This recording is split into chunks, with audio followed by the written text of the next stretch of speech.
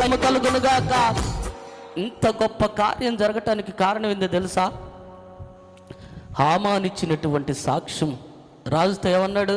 రాజా, మన సంస్థానాల్లో కొంతమంది ఉన్నారు, వారి ప్రవర్తన సకల జనులకు వేరేగా ఉంది. ఎందుకో తెలుసా? వారు సర్వోన్నతమైనటువంటి దేవునిని ఆరాధిస్తున్నటువంటి వారు కనుక లోకంలో జరిగేటువంటి వాటితో వేరుగా ఉన్నారు. లోకానికి సంబంధించినటువంటి శరీరాశలు, నేత్రాశలు, జీవపటంబములు వారు చేసేటువంటి వారిగా కాక వేరుగా బ్రతుకుతున్నటువంటి వారు సర్వోన్నతమైనటువంటి దేవునికి తప్పితే లోకములో ఉన్నటువంటి తల్లిదండ్రులకు, భార్యకైనను, భర్తకైనను, బిడ్డలకైనను ప్రథమ స్థానం ఇచ్చేటువంటి వారు కాదు. దేవునికి మాత్రమే ప్రథమ స్థానం ఇచ్చేటువంటి వారు, ఏ ఒక్కరికి కూడా ఇచ్చేటువంటి వారు కాదు. ఆయనకు మాత్రమే ప్రథమ స్థానం ఇచ్చేటువంటి వారు, ఆయనను మాత్రమే స్వచ్ఛముగా సత్యముతో ఆరాధించేటువంటి వారు, లోకముతో కలిసిపోయేటువంటి వారు కాదు, ఆచారాలతో కలిసిపోయేటువంటి వారు కాదు, మతానికి సంబంధించినటువంటి ఆచారాలతో కలిసిపోయేటువంటి వారు కాదు. వారు దేవునికి మాత్రమే విధేయత చూపించేటువంటి వారు, దేవుని యందు మాత్రమే భయము భక్తి కలిగినటువంటి వారు కనుక వారు ఉపవాసం ఉండి ప్రార్థన చేసినప్పుడు దేవుడు ఆశ్చర్య కార్యములు జరిగించాడు. ఈరోజు మాటలు వింటున్నటువంటి సహోదరి సహోదరులారా, దేవుడు నువ్వు ఉపవాసం ఉండి నీ ఎడల ఆయన ఆశ్చర్య కార్యము జరిగించాలంటే నువ్వు దేవునికి సంబంధించినటువంటి కుమార్తెగా, కుమారుడుగా నువ్వు ఉండాలి. దేవుని యొక్క పరిశుద్ధత కలిగి జీవిస్తూ ఉండాలి. లోకముకు సంబంధించినటువంటి కార్యాలు నీలో ఉండకూడదు.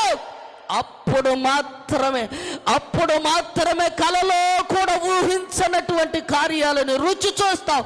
నీలో లోకము ఉన్నంత సేపు, నీలో పాపం ఉన్నంత సేపు నువ్వు ఉపవాసం ఉండి ప్రార్థన చేసినా, ఎంత మొర దేవునికి పెట్టుకున్న మొర దేవుడు వినడు. పాపములో నుంచి నువ్వు విడిపించబడితే ఈ లోకానికి సంబంధించినటువంటి కార్యాలన్నీ కూడా నీలో లేకుండా, ఏ రక్తము చేత దేవుడు నిన్ను కడుక్కొని ఇంతకు ముందు నీచమైన కామ, కోరద, లోభ, మోహ, మతమత్సరాలతో ఉండినటువంటి మన జీవితాలని ఆయన తన రక్తము ద్వారా కడుక్కొని పరిశుద్ధపరిచి పవిత్రురాలుగా, నీతిమంతురాలుగా నిన్ను నిలబెట్టాడు. ఆ నీతి ప్రవర్తన కలిగి, ఆ పరిశుద్ధ ప్రవర్తన కలిగి ఉపవాసం ఉండి ప్రార్థన చేసినప్పుడు మాత్రమే ఆయన నీ బ్రతుకును మార్చగలడు. లోపల పాపం పెట్టుకొని, లోపల కామం పెట్టుకొని, లోపల నీ ఇష్టానుసారంగా బ్రతుకుతున్న జీవితంలో కార్యం జరగాలని నువ్వు ఎంత ఆశపడిన ఆశ తీరదు. ఆయన నిన్ను నన్ను ప్రేమిస్తూ ఉన్నటువంటి దేవుడు, ఆయన నిన్ను నన్ను పరిశుద్ధురాలుగా ఆయన ఎదుట నిలబెట్టుకోవాలని ఆశ కలిగి ఉన్నటువంటి దేవుడు ఆయన.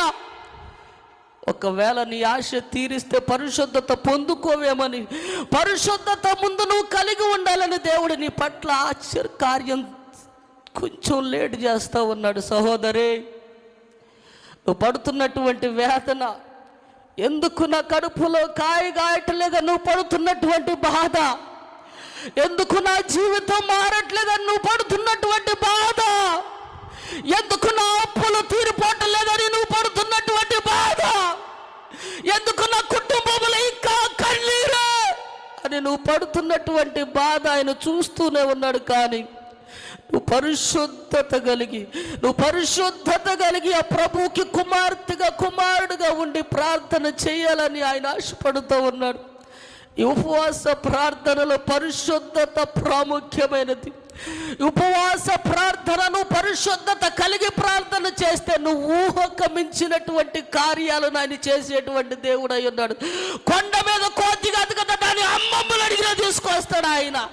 అలాంటి పరిశుద్ధుడైనటువంటి దేవుడు నువ్వు అడిగినటువంటి దానికంటే ఊహించినటువంటి కార్యాలు చేసేటువంటి దేవుడిని నేను ఆరాధిస్తూ ఉన్నాం. ఆయన ఆలస్యం చేస్తూ ఉన్నాడు. కారణం, నువ్వు పరిశుద్ధత పొందుకోవాలి. నువ్వు పరిశుద్ధత పొందుకొని ఆ పరమాత్ముడైనటువంటి దేవుడి దగ్గర ఉండాలని ఆశ రోజు ఈ మాట వింటున్నటువంటి సహోదరి సహోదరులారా,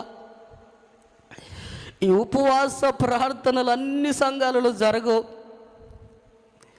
సేవకులు ఎంత ప్రయాసపడి కోటలు ఏర్పాటు చేస్తున్నారో తెలుసా? బిడ్డలు తప్పిపోకూడదు, బిడ్డలు పాపములో ఉండకూడదు, దాన్ని విడిచిపెట్టాలి. బిడ్డలు కడగబడినటువంటి వారు పరిశుద్ధులుగా, నిష్కలంకులుగా, పరిశుద్ధుడైనటువంటి దేవుని ఎదుట నిలవబెట్టాలని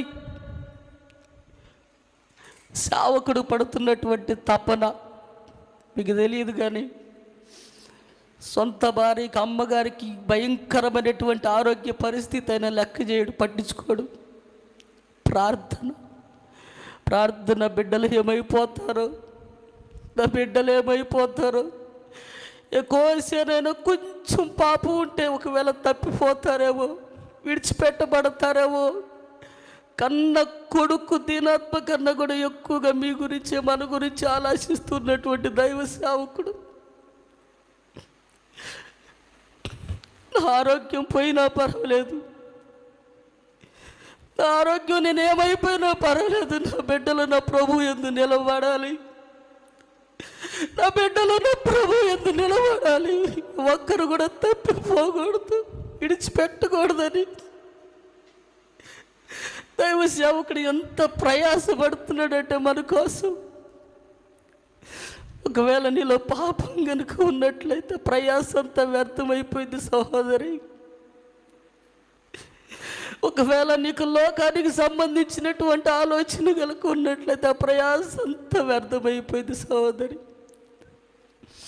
ఎంతకాలం ఇంకా లోకంలో పాపములో బ్రతుకుతూ ఉంటాం.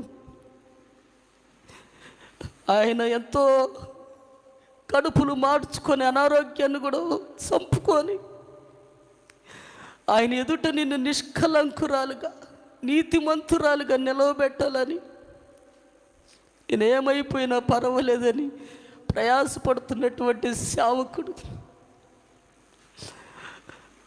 అలాంటి సేవకునికి ఒకవేళ నీలో పాపము ఉన్నది అని తెలిస్తే ఆయన పడేటువంటి బాధ అంతా ఎంత కాదు. నా కళ్ళారా చూసి ఒక సహోదరి తప్పు చేస్తుందన్నటువంటి వార్త వినగానే భయంకరంగా ఏడ్చాడు. ప్రభు, బిడ్డయ్య